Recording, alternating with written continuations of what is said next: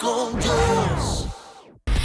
Cuando Jesús terminó de dar instrucciones a sus 12 discípulos, se fue de ahí a enseñar y a predicar en otras ciudades. Juan, que estaba en la cárcel, se enteró de los hechos de Cristo y envió a 2 de sus discípulos para que le preguntaran: ¿eres tú aquel que había de venir o esperamos a otro? Y vemos la respuesta de Jesús cuando dice: vuelvan y cuéntenle a Juan las cosas que han visto y oído. Los ciegos ven, los cojos andan, los leprosos son limpiados, los sordos oyen, los muertos son resucitados. Y a los pobres se les anuncian las buenas noticias. Bienaventurado el que no tropieza por causa de mí.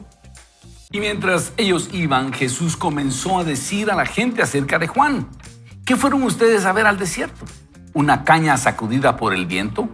¿Qué fueron a ver? ¿A un hombre vestido con ropa elegante? Los que se visten con ropa elegante se encuentran en los palacios. Pero, ¿qué es lo que ustedes fueron a ver? ¿A un profeta? Yo les digo que sí. Y a alguien mayor que un profeta. Porque este es de quien está escrito: yo envío mi mensajero delante de ti, el cual preparará tu camino. De cierto les digo que entre los que nacen de mujer no ha surgido nadie mayor que Juan el Bautista. Aún así, el más pequeño en el reino de los cielos es mayor que él. Desde los días de Juan el Bautista hasta ahora, el reino de los cielos sufre violencia y los violentos lo arrebatan. Y todos los profetas y la ley profetizaron hasta Juan. Si quieren recibirlo, él es Elías, el que había de venir. El que tenga oídos para oír, que oiga. Pero ¿con qué compararé a esta generación? Se parece a los niños que se sientan en las plazas y les gritan a sus compañeros. Tocamos la flauta y ustedes no bailaron. Entonamos cantos fúnebres y ustedes no lloraron. Porque vino Juan, que ni comía ni bebía, y ustedes dicen: demonio tiene. Qué raro, qué excéntrico. Y luego vino el Hijo del Hombre, que come y bebe, y lo califican de glotón y borracho, y de ser amigo de cobradores de impuestos y de pecadores. Pero la sabiduría, o a la sabiduría la reivindican sus hijos. Entonces tenemos aquí esta lectura preciosa en este segmento de ¿qué haría Jesús? Recuérdense que lo que estamos haciendo acá es acercarnos a la Escritura con la pregunta: ¿qué puedo aprender hoy para mi día? Y tenemos acá a 2 personajes que yo quiero que comentemos. Uno, Juan el Bautista, que está a punto de perder su fe, de tirar la toalla, porque su primo, el que él había anunciado como el Mesías, le está quedando mal, según Juan el Bautista. Y por otro lado, vamos a ver a Jesús, cómo reacciona cuando uno de sus cercanos habla mal de él, cuando uno de sus cercanos lo pone en duda. Y yo creo que podemos enfocar estas 2 situaciones desde el punto de vista de no te des por vencido. Pensemos primero en Juan el Bautista. Juan el Bautista tiene como razón de sentirse decepcionado, humanamente hablando, porque ahorita está preso. ¿Por qué está preso? Por predicar la palabra, porque le ha estado diciendo a Herodes Antipas: no te es lícito tener la mujer de tu hermano. Este tipo le había quitado la mujer a su hermano. Y Juan, como predicador, se lo ha dicho. Él se enojó, lo mete preso, y seguramente Juan, como nos pasa a nosotros en las pruebas, decimos: no, esto ya va a pasar, ya el Señor me va a sacar, yo soy primo de Jesús, ¿cómo no me va a venir a sacar aquí? He visto tantos milagros en el Antiguo Testamento que seguramente me va a venir a sacar. Y empieza a pasar los días, puede ser meses, y no había tal milagro. Entonces Juan le envía esta pregunta descalificadora, y si usted se pone a pensar, es una pregunta terrible a Jesús. ¿Eres tú el que había de venir o esperaremos a otro? Como quien dice: me equivoqué al anunciarte como el gran enviado de Dios, el Mesías, porque no veo que hagas algo. Es como, imagínense que a un deportista le pregunten eso. O sea, Mbappé, eras vos el que teníamos que comprar, o hubiéramos comprado a otro. O sea, es decir, teníamos una gran expectativa de ti y no se mira que hagas nada. Y si nos hacen a nosotros esa pregunta, imagínense que mi esposa me hiciera esa pregunta a mí, o viceversa, ¿eras tú con la que me tenía que casar o viceversa? O que un hijo le pregunte eso a un padre, un amigo le diga eso a otro. Es una pregunta descalificadora. ¿Y cómo reacciona Jesús? No sé si ustedes tienen algún comentario al respecto, ¿verdad? Es tremendo, o como en algunos momentos de la vida uno esté pensando, Jesús, estoy realmente esperando que aparezcas y no apareces, pues, ¿verdad? Ya estoy esperando que pase el milagro, estoy esperando que económicamente pase algo, que en mi familia pase algo, que mi esposo se convierta, que venga el trabajo que necesite. ¿En dónde estás que no apareces? Eso es lo que creo que le estaba pasando a Juan el Bautista en ese momento de su vida, porque sinceramente no estaba cómodo. Él no estaba feliz y sentía que no aparecía Jesús en ningún momento. Y es lo que nos pasa a nosotros. Y yo siento que Dios nos pasa a nosotros por un proceso para que entendamos que en donde estamos tenemos que aprender cosas. Y era lo que donde estaba Juan el Bautista, las personas tenían que aprender cosas, él estaba aprendiendo cosas y nos pasa a nosotros, que lo que nosotros estamos aprendiendo o lo que estamos enseñando a través de nuestro sufrimiento, alguien más lo está viendo. Entonces, no es solo que Jesús no aparece, no es solo que Jesús no está o que no tenemos un Dios que nos esté escuchando, sino que hay una razón por la cual nosotros debemos ver alrededor por lo que nosotros no vemos al Señor, por lo que no pareciera que no está, pero sí está.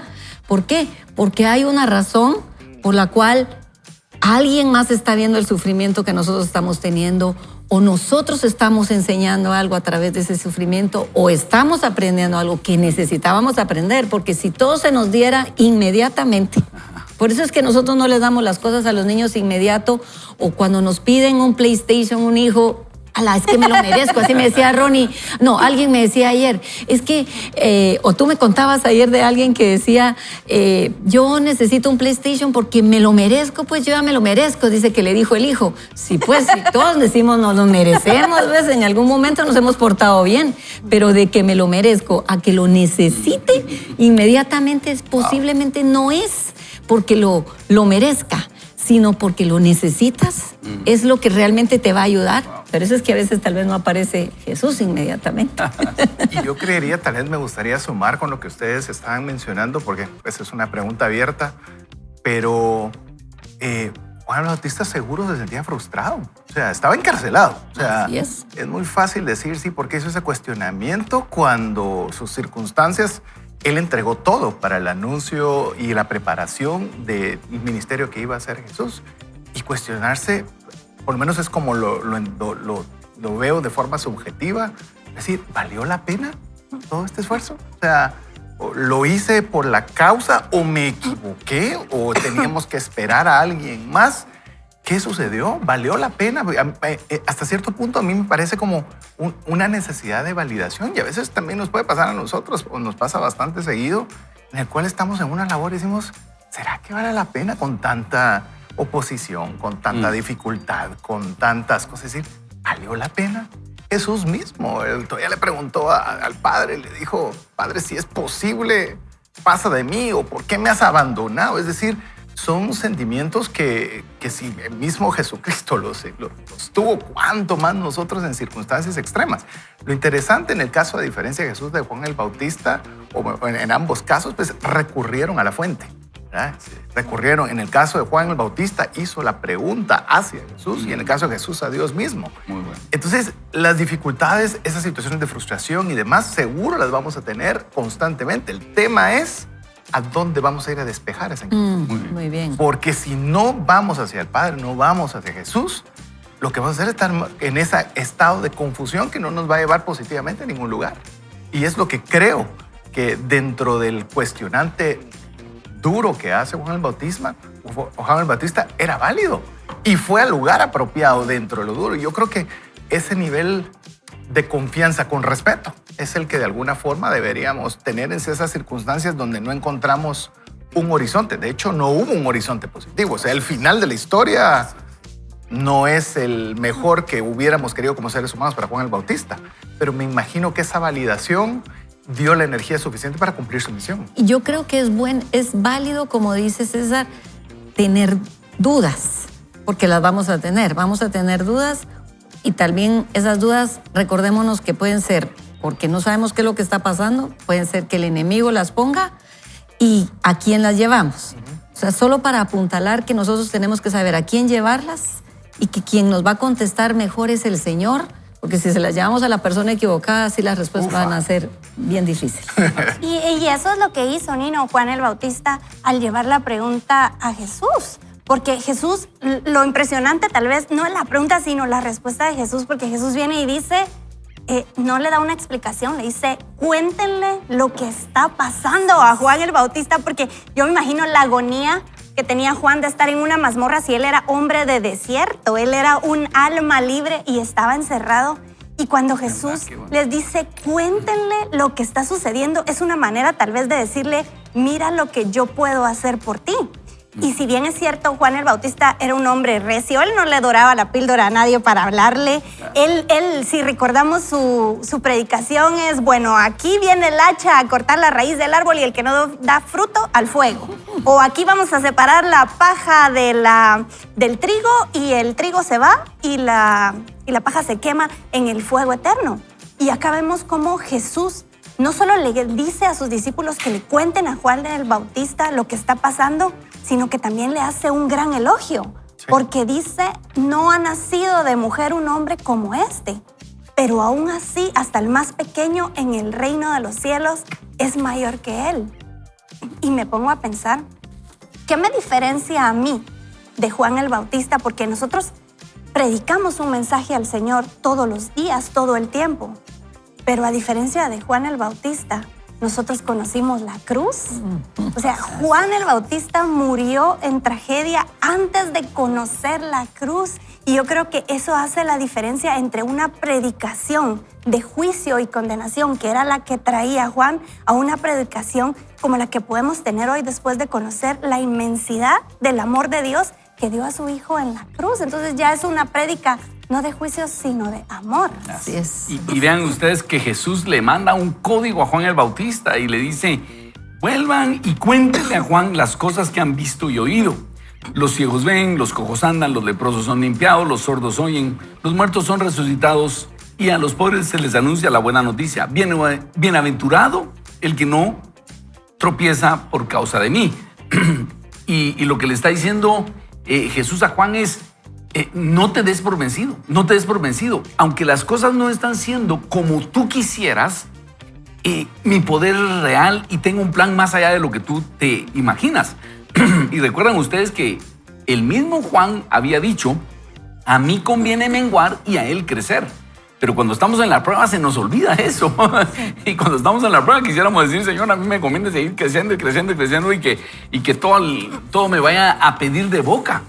Sin embargo, el plan del Señor era que Jesús creciera y Juan no. Y que Juan pasara a la presencia del Señor, como todos vamos a pasar a la presencia del Señor. Pero el mensaje que Jesús le envía a Juan es, no te rindas, no te des por vencido. Y es lo mismo que el Señor nos dice a nosotros, no te des por vencido. A pesar de que las cosas no sucedan como nosotros queremos, a pesar de que Dios no responda afirmativamente a todas las peticiones que nosotros le planteamos, porque esa es la frustración. Y solo quiero destacar una cosa más. Cuando dice, mientras ellos se iban, cuando los mensajeros de Juan el Bautista se fueron, Jesús se queda hablando con su gente. ¿Y qué se queda hablando Jesús? Se queda hablando bien de Juan el Bautista. Oigan esto, es que esto creo que debe ser una lección para nosotros. Cuando alguien habla mal de nosotros, ¿qué hacemos nosotros? ¿Hablamos también mal de él? No, deberíamos nosotros hablar bien. Eso hablaría de nuestra fortaleza interna, porque Jesús se pudo haber quedado diciendo, miren ustedes cómo lo decepciona a uno la gente. Yo tengo a Juan el Bautista en alta bien, decía estima. Yo pensé que era rudo, como una vez dijo Nicky en Vaya con Dios, pero no, ni una cárcel aguanta. O sea, Jesús se pudo haber quedado hablando mal de él, pero no, se queda hablando bien y dice que salieron a ver al desierto. Dice, ese era un verdadero profeta y yo les digo, era un honesto profeta. Jesús habla bien de Juan, no dice cosas no exagera, pero dice cosas buenas. La próxima vez, y me lo digo a mí mismo, escucha Jesús, la otra vez que alguien hable mal de ti, habla bien de esas personas. Solo imagínense, eso es poner la otra mejilla, ¿verdad? Sí. En la práctica. Qué impresionante. Por si ustedes creían de que los haters es cosa reciente, No. no. Viene de Muy buen bien, tiempo atrás. bravo. No, y tal vez solo rápido. Siempre va a haber alguien que va a estar haciendo, ya que dije el término, que van a haber haters. Siempre van a haber. Nosotros quisiéramos que no. El tema va a ser cómo vamos a reaccionar cuando... El tema es que sea usted. ¿Qué pasa? Así es. El tema es que sea usted el hater. Mejor cambie. Y Jesús termina con algo y dice, como que dice, nada, les gusta a ustedes mucha, diríamos, si Jesús hubiera sido Chapín. Parecen niños. Viene Juan, que era excéntrico y vestido de piel de camello. Dice, qué excéntrico este tipo, hasta demonio de tener. Y vengo yo, que voy a donde está toda la gente y dicen, este es bebedor y fiestero. Nada quieren. Sí. Y eso le pasa a mucha gente. Hay iglesias así muy conservadoras donde usted va y le quitan todo, no puede entrar ni peinado, o sea, muy estrictas. Y dice, ay no, esa iglesia no me gusta. Y luego hay otra donde la gente danza y hay banderas y trompetas. Ay no, mucho relajo. Tampoco me gusta. Y aquel muy gritón, ese pastor, aquel me duerme. Nada les gusta, dice el Señor. Y tenemos que tener cuidado nosotros cuando nos ponemos muy criticones, porque eso es lo que dice Jesús. Les tocamos flauta y ustedes no bailaron. Entonamos cantos fúnebres y ustedes no lloraron. Como que nos dice, de ninguna forma quieren ustedes escuchar el mensaje. Nada. Creo que el Señor nos está diciendo que tenemos que abrir nuestros oídos a la predicación de el evangelio que el Señor nos está enviando. ¿Qué tal si oramos entonces y le decimos al Señor que no nos permita rendirnos, que nos permita seguir confiando en Él? Padre Celestial, hoy llegamos delante de ti a pedirte fortaleza, porque seguramente muchos de los televidentes, de los radioescuchas, están en este momento pasando un tiempo como el de Juan el Bautista, tal vez en escasez económica, tal vez literalmente privados de su libertad en algún centro de detención o algún hospital, y han estado clamando, Señor, haz esto, y no ha venido la respuesta como ellos han querido. Y empieza nuestra mente a dudar, Dios existe, me ama realmente. Y Señor, yo sé que este pasaje viene de parte de ti para ellos, para decirles, no te des por vencido, sigue confiando en el Señor. A pesar de que las circunstancias no sean las que tú quisieras, sigue confiando en el Señor. Padre, dale fuerza a esas personas, dale aliento a esas personas, que las pequeñas circunstancias no nos hagan perder nuestra fe en ti, Señor, que eso es lo más grande y lo más valioso que tenemos. Gracias, Señor Jesús. Gracias porque sabemos que tú estás y vas a estar siempre con nosotros. Y yo te pido que les mandes a cada uno de ellos una prueba de tu amor, una prueba de que tú estás con ellos, un aliciente a esa fe que está tal vez pequeña, esa fe que está débil. Mándales un aliciente, una palmada en la espalda. Yo sé que tú lo puedes hacer. Y aquí estamos, Señor, pidiendo tu ayuda, tu ánimo. Gracias, Dios. En tu nombre oramos. Amén. Amén. Amén. Así que hoy le decimos, no se dé por vencido, y tampoco se dé por vencido en el Bible Challenge. César. Así es, en esta oportunidad estamos en Primera de Crónicas, los capítulos del 10 al 14. No le voy a hacer un spoiler demasiado grande, pero básicamente usted va a leer la transición desde la muerte trágica del rey Saúl hasta el establecimiento del reinado de David, donde podemos ver que la consecuencia de la desobediencia de Dios, pero también cómo la fe, liderazgo de un rey como David también llevan a Israel a la unidad. Así que eso es lo que usted va a poder ver en esta lectura. Así que le animamos a que usted se una junto con nosotros. Primera de Crónicas, capítulos 10 al número 14. Así que le decimos, no te des por vencido. Vamos a hacer una breve pausa, pero el programa de hoy está buenísimo. Usted no se lo va a querer perder. El Señor va a hablar a su corazón, nos va a dar ánimo. Así que regresamos en breve. Esto es Vaya con Dios. Fija tus ojos en Jesús, camina a su lado y prepárate para vivir una vida extraordinaria.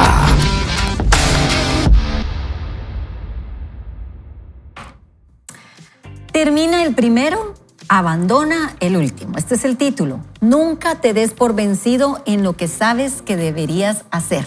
He observado que cerca del 97% de las personas se detuvieron demasiado pronto, que están empleadas por el 3% que nunca se dio por vencido.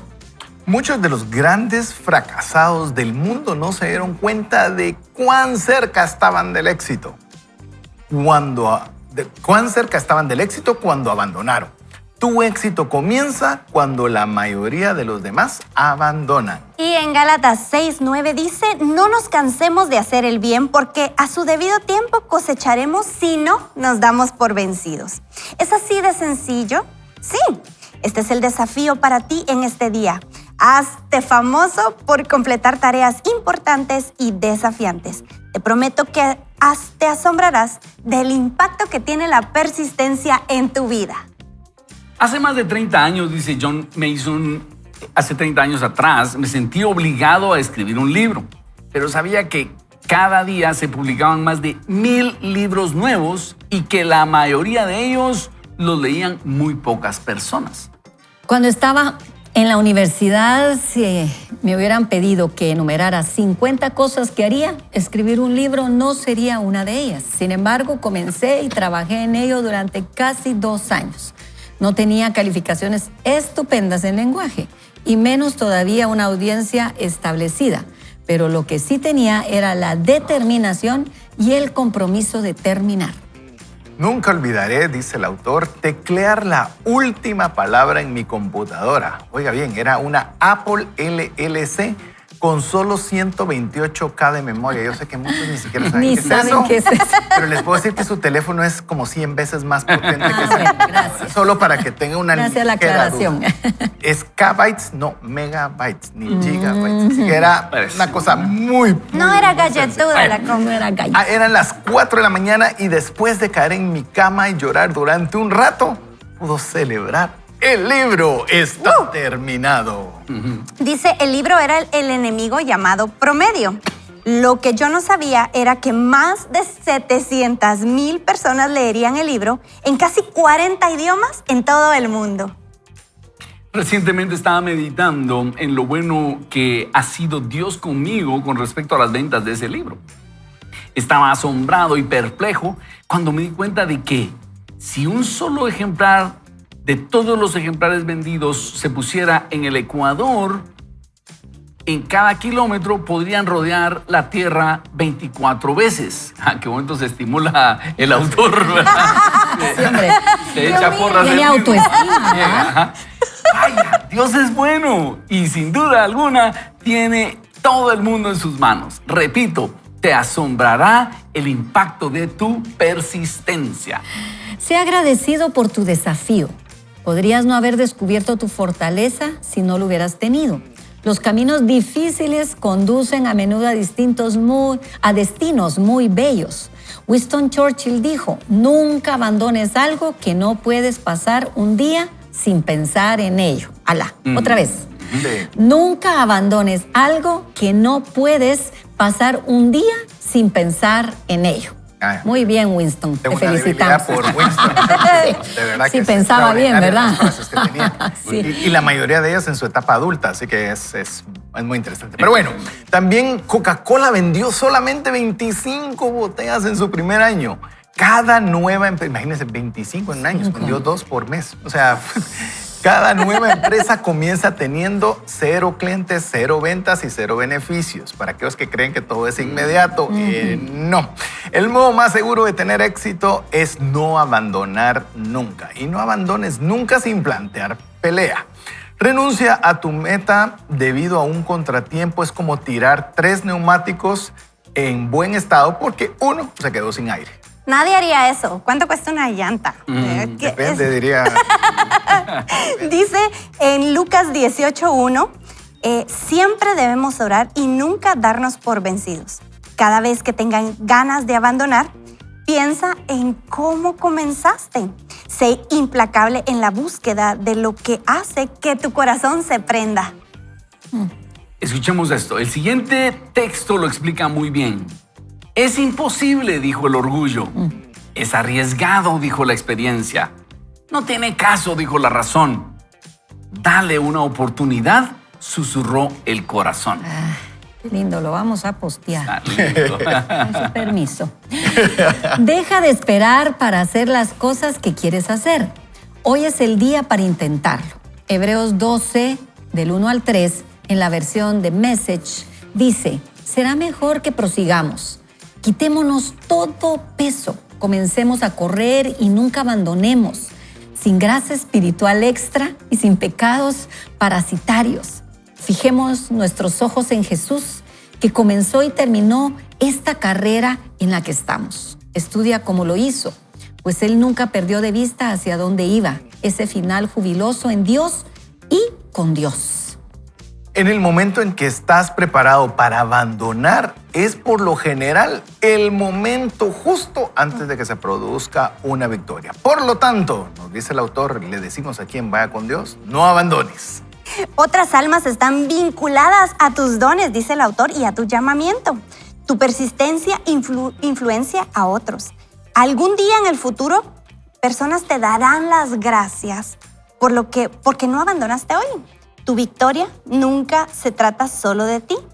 Trata también de las personas que serán bendecidas y alentadas debido a que no abandonaste. ¡Hala! ¡Qué capítulo más lindo de este libro! 40 maneras de dejar atrás la mediocridad. Y el autor acá nos dice que una de las maneras de dejar atrás la mediocridad es no rendirse. Y empezaba diciendo que el 97% de las personas que renuncian son empleadas por el 3% de personas que no renuncian. Es decir, esos que tienen persistencia llegan a tener tal éxito que le ofrecen empleo a las otras personas que renunciaron y dijeron no se pueden. ¿En qué porcentaje quiere estar usted? Y el autor dice, tiene que persistir, no se dé por vencido, insista, porque en esa persistencia el Señor lo va a apoyar, el Señor le va a dar una puerta abierta, pero tenemos que tener esa estamina, ese carácter, esa determinación de persistir, y eso sí, cuando Dios diga, porque si no se convierte en necedad. A veces estamos nosotros reparando un carro que hay que ya dejar, que ya mandarlo a reciclaje, fundirlo y todo el asunto, pero y Dios nos tiene que decir, ya, suéltalo. Pero en muchas oportunidades Dios tiene que decir, sigue adelante, sigue adelante, sigue adelante, y porque ahí va a venir la victoria, ¿verdad? De hecho, Ronnie, yo quiero sumar a lo que estabas mencionando en la necedad, porque también tengo una frase en la cual, como les digo, es un área que me ha tocado trabajar toda la vida. La perseverancia por sí sola, porque si yo hago esta pregunta cuando tengo la oportunidad de compartirlo, es ¿cuántos creen que con perseverancia pueden alcanzar cualquier cosa? Todo el mundo levanta la mano, ¿verdad? Bueno, entonces con perseverancia agarra a cabezazos un muro de concreto y ábrele un hoyo. Ay, sí, claro. Entonces, no se puede todo. Con la gota sí. Lo que hay que hacer es en cuánto tiempo, pero el tema es ser perseverante de forma estratégica. Hay perseverancia estratégica. ¿Y qué es la perseverancia estratégica? Es cuando se unen 3 factores. Se los voy a dar de una vez.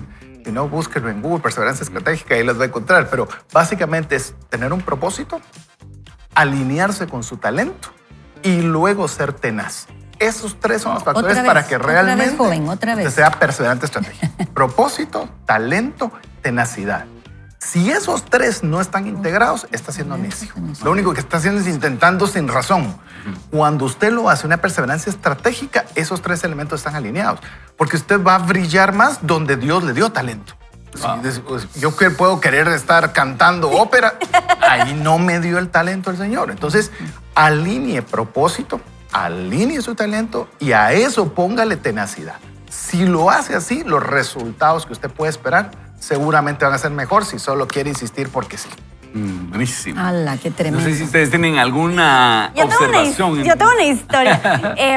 Yo tengo a mis hijos en un colegio cristiano. Ajá. Y a mí me encanta el colegio. Yo debería tener acciones del colegio porque yo hablo muy bien del colegio. Y me decía Bobby, mira, Nikita, te voy a encargar a Rocco y a Rocío, unos grandes amigos de nosotros. Les vas a hablar del colegio para que ellos metan a sus hijos en el colegio porque están buscando colegio.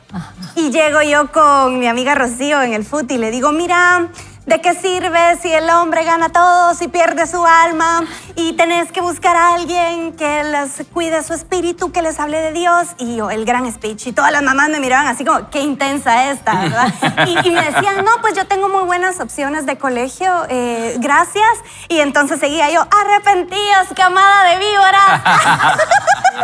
Entonces Una Juan el Bautista. seguía yo el speech así fuerte. Y me dice Bobby, tenés que insistir. Y yo le digo, no, yo no voy a andar retorciéndole el brazo a Rocío, cada quien que viva su vida. Yo ya le dije, bueno, no, yo le voy a hablar al Rocco, decía Bobby, ¿verdad? Al final, ellos hicieron, yo no fui así, o sea, fueron a todos los colegios, fueron a todas las charlas y se decidieron por nuestro colegio. Y yo le preguntaba hace 2 días a Rocío, ¿qué fue lo que te hizo decidir? Yo dije, ok, mi poder de convencimiento. Y la respuesta de Rocío fue el único colegio que me dio seguimiento. Wow. Fue el único colegio que me llamaba, fue el único colegio que preguntaba, fue el único colegio que estaba allí. Y yo me pongo a pensar lo poderoso que existe en el seguimiento cuando alguien necesita cumplir un sueño, el no abandonar, Nino. Excelente. Qué tremendo. ¡Hala, qué tremendo! Pues yo les quiero decir algo. Yo creo que Churchill lo único que no sabía, yo me imagino que no era cristiano, ¿verdad? No lo sé. Pero bueno, cuando dijo, nunca abandones algo que no puedes pasar un día sin pensar en ello, es que el Espíritu Santo es el que a veces pone algo en nosotros que nos está diciendo constantemente o está poniendo algo constantemente.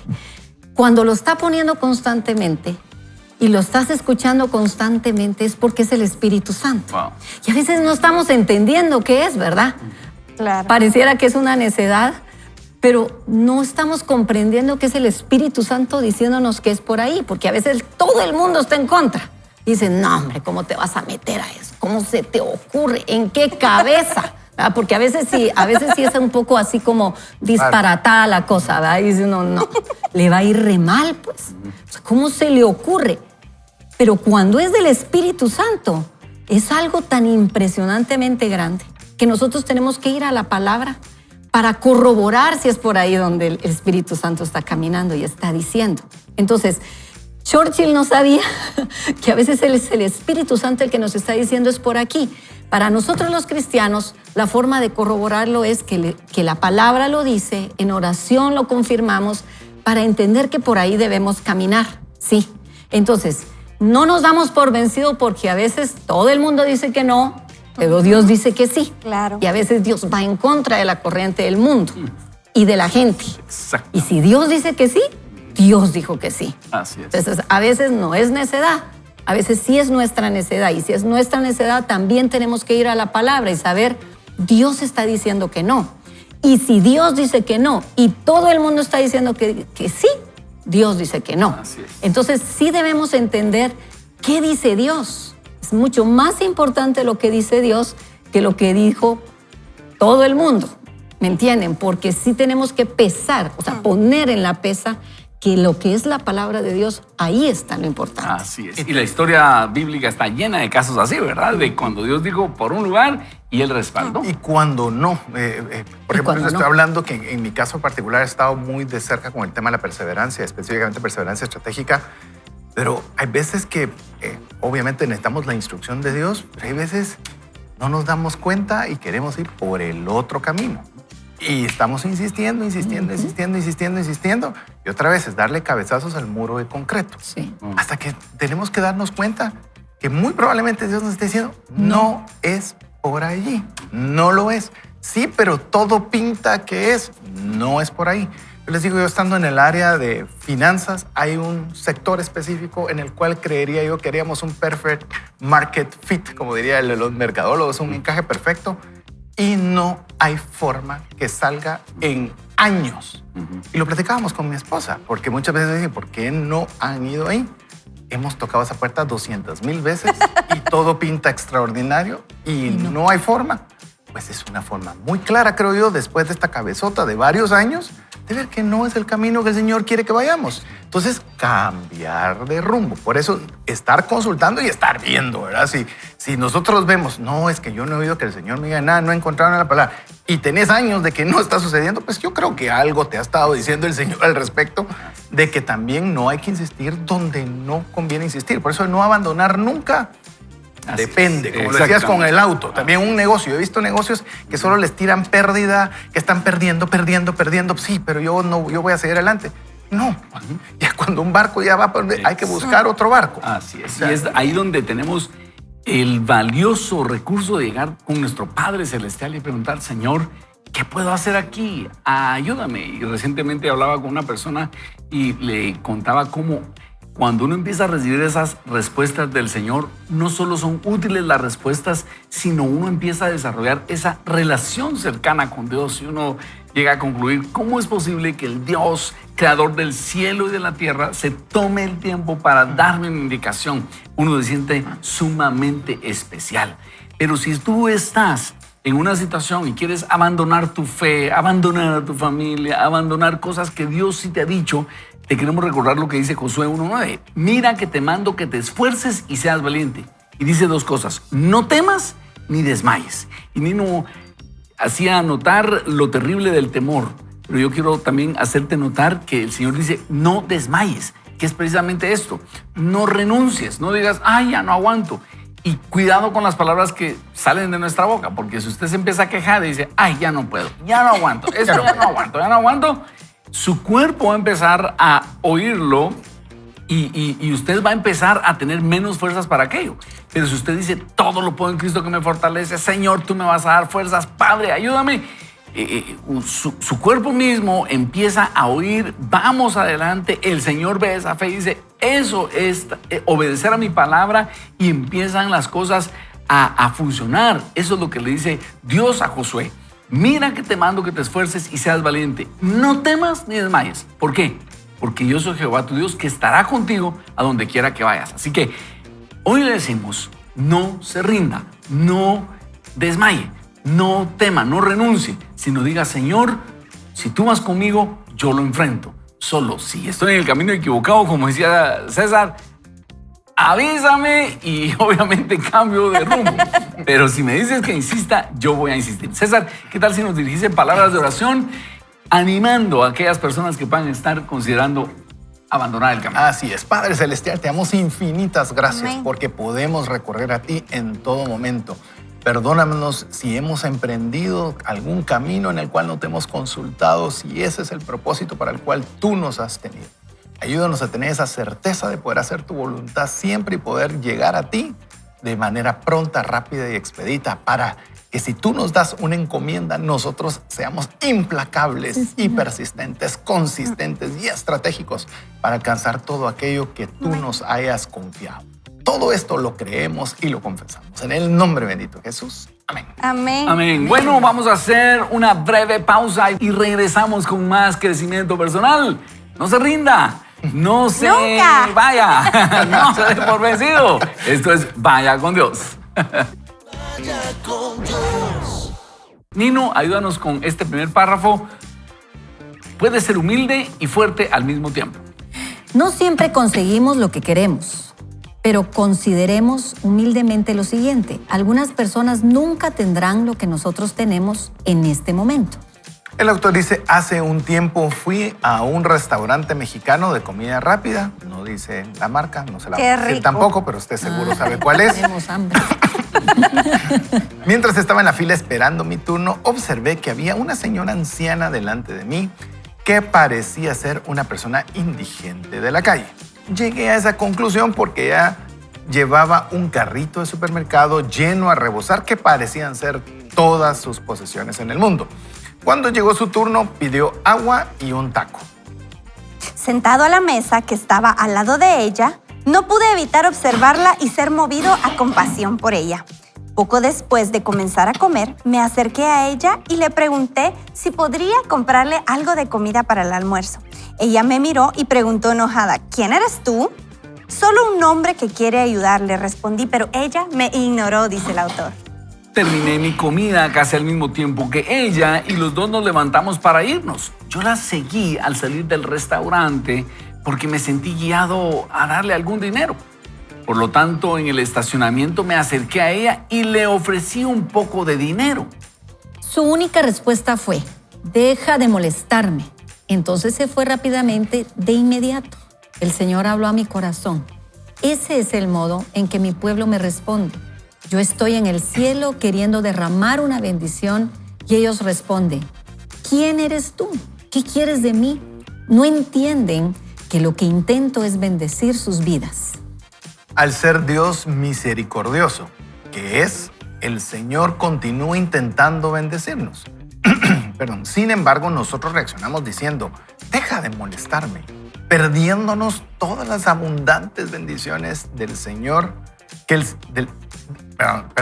perdiéndonos las abundantes bendiciones del Señor, nos alejamos, igual que esa señora se alejó de mí. Imagina lo que habría sucedido, dice el autor, si ella se hubiera humillado y hubiera aceptado lo que Dios a través mío le ofrecía. En lugar de rechazar la ayuda de Dios, deberíamos ser humildes y recibir lo que Él tenga para nosotros sin importar el modo en el que Él decida dárnoslos. La Biblia nos dice que cuando somos débiles, Dios nos hace fuertes y lo dice de esta forma en 2 Corintios 12:10. Por eso, por amor a Cristo, me gozo en las debilidades, en las afrentas, en las necesidades, en las persecuciones y en las angustias, porque mi debilidad es mi fuerza. Por lo tanto, por la gracia de Dios, sé fuerte cuando eres débil. Entonces, el autor nos está haciendo ver cómo en un encuentro con una persona de escasos recursos, y él trata de ayudarla 2 veces, pero lo que se encuentra es que es una persona soberbia. Y esto nos recuerda que muchas veces nosotros relacionamos la humildad con escasos recursos. Correcto. Pero una persona puede tener escasos recursos y ser sumamente soberbia y altiva. Y alguien puede tener muchos recursos y ser humilde. Entonces, cuando decimos, era una persona humilde, no necesariamente. Era una persona de escasos recursos. Sí. Es humilde, no lo sabemos. Y entonces él se acerca a esta señora y le dice, mire, ¿le puedo comprar almuerzo? Quítate de aquí. Y dijo, tal vez no me entendió, ¿verdad? Entonces hace otro intento en el parqueo, solo para comprobar que lo que la señora tiene es una tremenda soberbia y no quiere dejarse ayudar. ¿Y cuántas veces nosotros tenemos esa actitud delante de Dios? Esa soberbia, es decir, yo no quiero que Dios me ayude. Y tal vez Dios está queriendo ayudarnos y nosotros no queremos dejarnos ayudar. En ese contexto, entonces, el autor nos dice, sé valiente cuando estés asustado. Hay momentos en que sí tenemos que tener ese temple, decir, vamos adelante cuando estamos asustados. Pero, oiga, sé humilde cuando seas victorioso. Cuando nos esté yendo bien es cuando más humildad debemos tener. Cuando sentimos que la estamos haciendo en el mundo, es cuando más humildad tenemos que tener. El predicador Jonathan Edwards observó que nada aleja más a una persona del alcance del diablo como la humildad. Una vez más lo voy a leer. Nada aleja más a una persona del alcance del diablo como la humildad. Entonces demos de vuelta a este concepto. Nada acerca más a una persona al diablo como la soberbia y la arrogancia. Yo lo he visto. Así que Efesios 4:2 dice, siempre humildes y amables, pacientes, tolerantes, unos a otros en amor. Y nadie es más imparable que una persona humilde con un espíritu tenaz, guiado por un propósito divino. Por lo tanto, haz lo que indicó Jim Rohn. Sé fuerte, pero no rudo. Sé bueno, pero no débil. Sé valiente, pero no un bravucón. Sé considerado, pero no perezoso. Sé humilde, pero no tímido. Sé orgulloso, pero no arrogante. Otro tweet, ahí ya nos salió una publicación. Ahí estuvo. Muy bueno, miren. Entonces, dentro de esta perseverancia y no te rindas, viene el autor y nos dice, pero también hay que ser humildes. Si bien no nos vamos a dar por vencidos, pero que eso no se confunda con ser arrogante, con ser soberbio, porque cuántas veces, como decía César, a veces hay una persona que uno le quiere decir, mira, vas por el camino equivocado. No me digas nada, soy perseverante. Y uno dice, Sí. vas a ir a arruinarte la vida. Pero la persona está tan segura de sí mismo y ha confundido esa perseverancia con Se vuelve altivez o necio. con soberbia, exactamente. Entonces, dentro de esto tenemos que ponerle humildad. César, Nicky, Nino, ¿cómo nos ha ido con esto? Sí, yo creo que con lo que mencionabas, Ronnie, el tema de la humildad se ha interpretado de forma equivocada con el tema de los recursos y me tomé el tiempo de buscar qué es la definición de humildad. Y humildad es una cualidad humana que implica tener una valoración modesta de uno mismo sin exagerar ni menospreciar las propias capacidades o logros. Una persona humilde reconoce sus limitaciones, acepta sus errores y está dispuesta a aprender de los demás.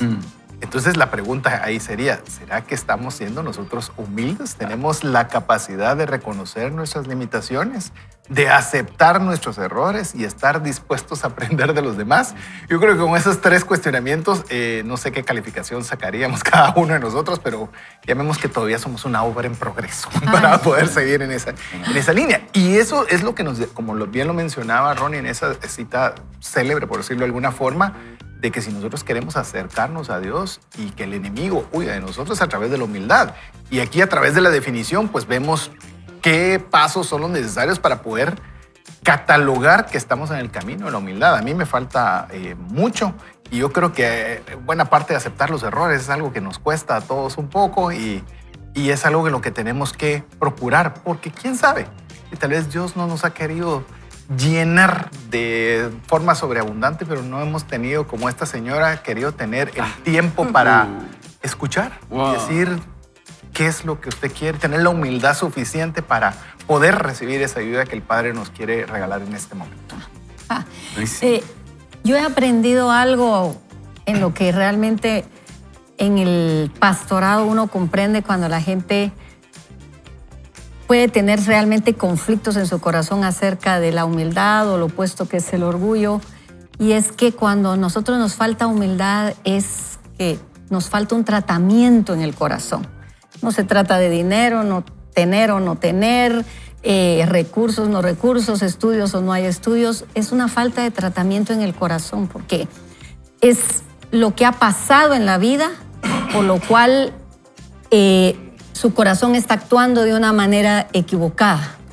Una falta de tratamiento al temperamento, a cómo funciona su vida, cómo funcionan sus temperamentos, porque nosotros simplemente le damos rienda suelta a cómo somos y no importa si nos criaron como salvajes, ¿verdad? O nos criaron bien y a veces nos están criando bien, pero nos están criando bien según las reglas del lugar, pero no realmente como deberíamos funcionar como personas con las demás personas, ¿verdad? Porque nosotros pensamos que la gente son como objetos y la gente no son objetos, son personas que necesitan ser tratadas como personas.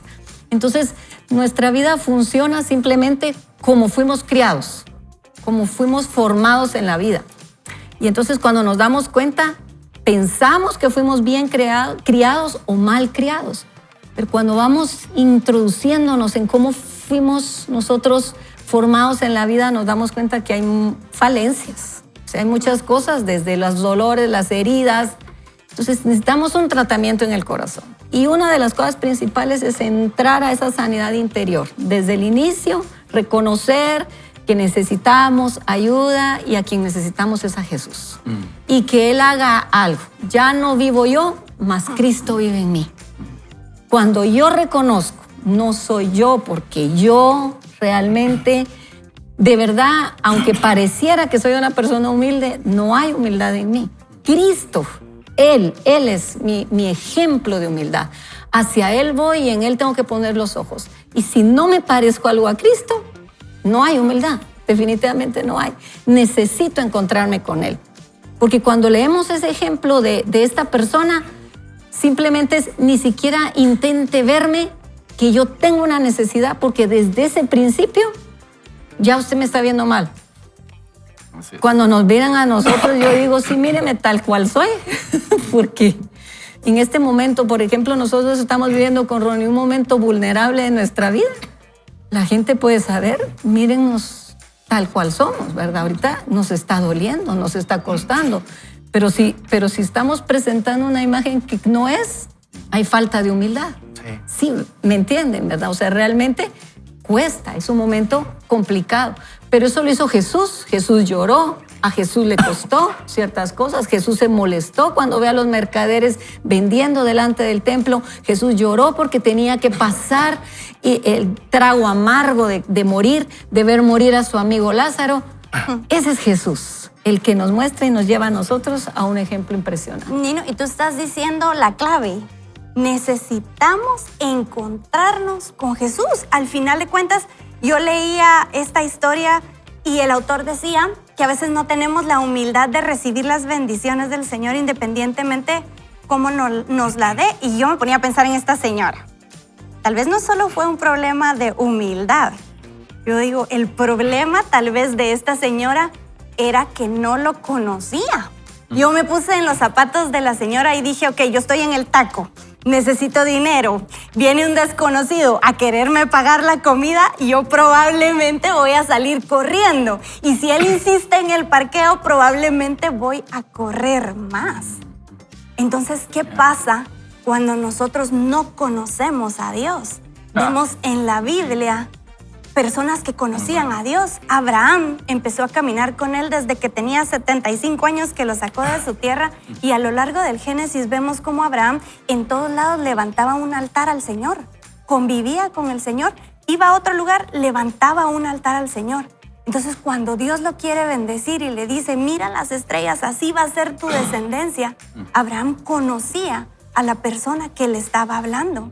Y cuando Abraham salía de su tienda y veía al cielo, él se recordaba que él iba a ser bendecido por medio del Dios que conocía. Pero si no conocemos a Dios, ¿cómo podemos tener la humildad de recibir las bendiciones y el plan perfecto que tiene para nosotros? Qué lindo. Y saben que humildad delante del Señor también es pedirle lo que necesitamos. En el Padre Nuestro, en la oración que Él nos dio como un esquema para que nosotros podamos dirigirnos al Padre, Él incluye el pan nuestro de cada día, dánoslo hoy. Y es el momento en el cual nosotros podemos decirle, Señor, te pido que proveas para mis necesidades. Pero un concepto de humildad, yo lo encuentro en Romanos capítulo 12, versículo 3. Dice, cada cual que esté entre vosotros, digo, que no tenga más alto concepto de sí que el que debe tener, sino que piense de sí con cordura, conforme a la medida de fe que Dios repartió a cada uno. Humildad es no pensar más allá o tener más alto concepto de nosotros mismos que el que debemos tener. Y más adelante Romanos dice, considerando a los demás como superiores a nosotros mismos. Cuando nosotros empezamos a admirar a las demás personas, y empezamos a admirar, yo admiro a César por lo que él ha logrado en la vida, admiro a Nicky por lo que ha logrado en la vida, admiro a Nino por lo que ha logrado en la vida. Cuando empiezo a admirar a las demás personas y sé que Dios ha hecho en mi vida, pero admiro a los demás por cómo han tenido esa perseverancia, cómo han enfrentado las cosas en la vida, eso me hace humilde. Y yo he conocido, por otro lado, personas con mucho dinero que tienen una humildad extraordinaria. Y eso es lo que nosotros deberíamos anhelar. Ser personas bendecidas por Dios que no pierden esa capacidad de tener un concepto equilibrado, moderado de sí mismos, que puedan ser accesibles, que puedan ser corteses con los demás, admirando a las demás personas por lo que Dios ha hecho en ellos también. De hecho, Ronnie, quería añadir cuando estamos hablando de la humildad y de alguna forma integrándolo con el título del libro, No te des por vencido, y el comentario de Nino, eso no significa que cuando uno está queriéndose dar por vencido, las cosas están duras, está oscuro, o sea, no se ve luz, no se ve un horizonte, no se ve nada. Se siente uno solo, se siente uno terriblemente mal. Pero ahí es donde el Salmo 23 nos dice, aunque ande en valle de sombra y de muerte, no temeré mal alguno, porque tú estarás conmigo. Ahí es cuando nosotros, como bien decía Ronnie, pedimos ayuda. Y les digo, una forma de tener humildad es pedir ayuda. Pedir ayuda a Dios, por supuesto, y pedir ayuda a un amigo, a una persona, alguien que pueda darnos un buen consejo. El día de ayer recibí la llamada de una persona me dice, mira, disculpa, me da una vergüenza enorme lo que te voy a decir, pero estoy en una situación financiera espantosa, estoy así de mal y esto es lo que tengo, necesito ayuda, me da vergüenza decirte cómo estoy. Y miren, le digo, mira, vergüenza es que hubiera seguido el mismo camino sin pedir ayuda, porque iba a ser la situación mucho peor. Ahorita todavía la puedes solucionar, hace A, B, C, D. Y digo, eso requiere humildad, decir, no puedo solo. No veo una solución. Padre, ¿qué puedo hacer? Ronnie, necesito un consejo. Nikki, ¿qué pensarías tú que puedo hacer en esta situación? Porque no queremos deber favores, no queremos que nos vean como que no estamos financieramente tan bien, que no se note. Y eso no sirve, no ayuda. Lejos de eso, aumenta o agrava nuestros problemas. Entonces, humildad es decir, no me las puedo todas. Tengo dificultades, les digo constantemente a mis hijas, lo que ven en redes sociales no es la realidad. Ahí solo se ponen las cosas bonitas y todos tenemos desafíos, diferentes, pero todos tenemos. El tema es si nosotros vamos a tener la humildad de poder pedir ayuda cuando nosotros estemos pasando esos momentos duros. Y es que fíjate que cuando uno pide un consejo, uno quisiera que la otra persona le diga, ahora sí, qué bueno, vas por el buen camino. Si la otra persona no le dice eso, uno puede llegar a sentirse como medio tontito. Y me pasó un día, fíjense que vi un anuncio de unas criptomonedas. Y cuando los vi tan bonitas, dije, voy a invertir en criptomonedas. Y me hice el escenario, algún día voy a ser millonario porque le metí a esto. Y unas muy bonitas. Y entonces, solo quiero ganar mi primer millón. Pero en eso creo que fue la voz del Espíritu Santo que me dice, consultarle a César. Entonces le mando a César, tomé la foto, le digo, vos César, ¿qué pensás? Y no me contestó nada. Entonces como el que calla otorga. Entonces, se arruinó el negocio. Seguramente, dije, César hasta está se va a adelantar a mí y él va a comprar. Ya me robó la idea. Exactamente. Cuando eso a las 4 de la tarde recibo un mensaje de texto, me dice, ni se te ocurra, me dice, eso es una estafa, me dice. Yo no lo podía creer. Es que usted se miraba tan auténtico, tan bonito el diseño y todo el asunto. Me dice, no. Y entonces lo llamé y me dice, mira, eso es una estafa. Y ¿saben cómo me sentí? Sumamente inteligente. Ustedes me sentí...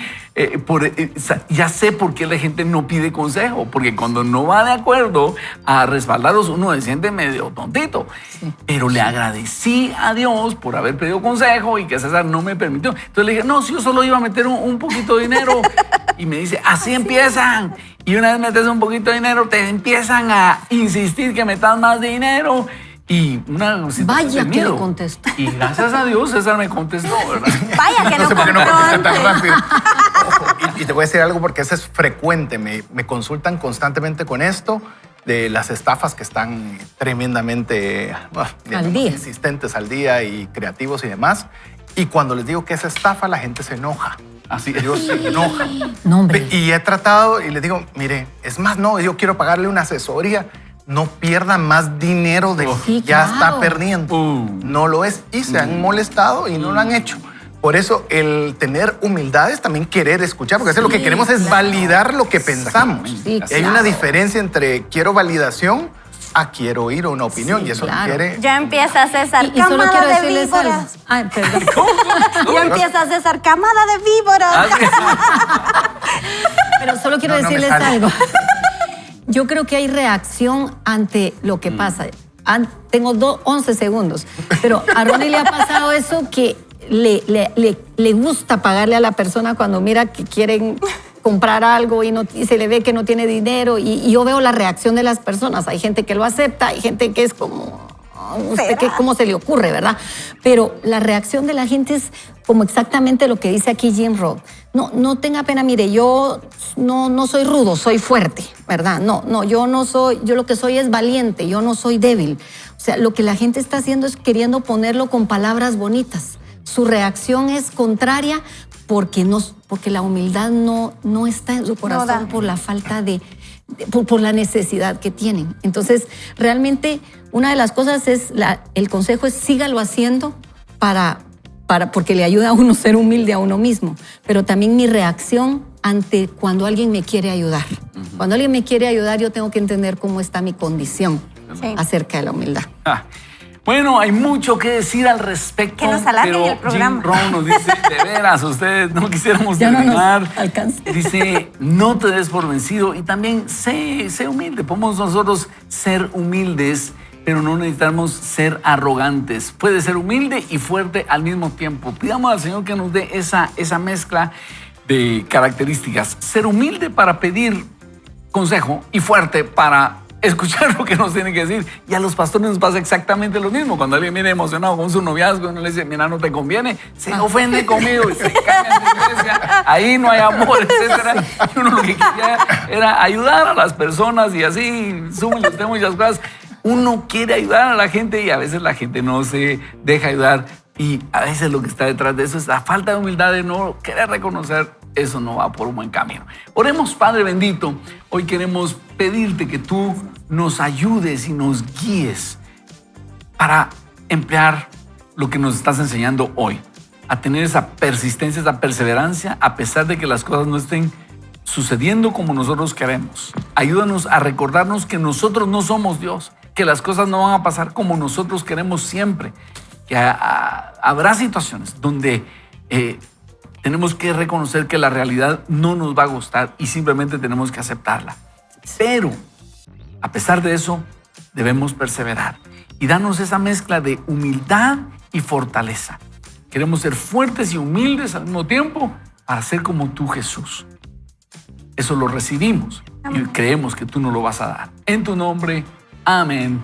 Amén. Amén. Muy bien, así que queremos desearle que usted pase el mejor de los días y para eso lo que tiene que hacer es tomarse de la mano de Dios. Por eso este programa se llama Vaya con Dios. Si usted se toma de la mano de Dios, Él lo va a guiar, Él le va a dar la fuerza, Él le va a dar la sabiduría, Él le va a dar la humildad que usted necesita. Así que con todo nuestro corazón le decimos, vaya con Dios. Vaya con Dios, qué bueno.